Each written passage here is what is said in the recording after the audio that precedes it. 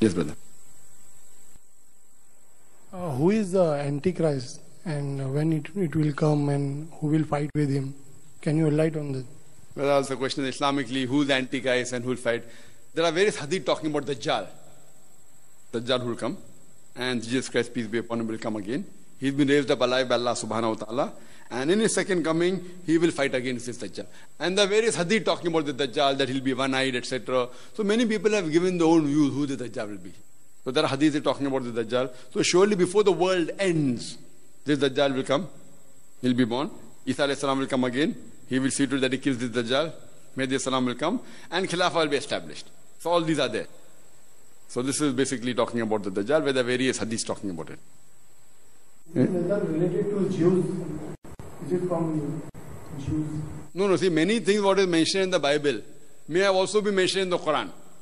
What is mentioned in the Quran is also mentioned in the Bible. We agree it is correct. But there are many things which are mentioned there in the Bible which is not mentioned in the Quran.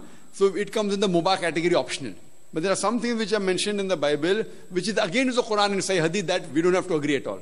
So whenever you read any other scripture, whether it be the Bible, whether it be the Veda or any other religious scripture, there are three categories. One is what matches with Quran and Sahih Hadith. Whatever matches with Quran and Sahih Hadith, we have to follow it and we agree it is correct. What goes against the Quran and Hadith, we say it is wrong. What does not go against matches comes in Mubah category. May be right, may be wrong. So there are things also mentioned about Antichrist in the Bible, that there will be 666 mentioned, 666. All these things are there. So whatever matches with the Quran, we agree. What is against the Quran, we disagree. What is optional, may be right, may be wrong. Hope that answers the question.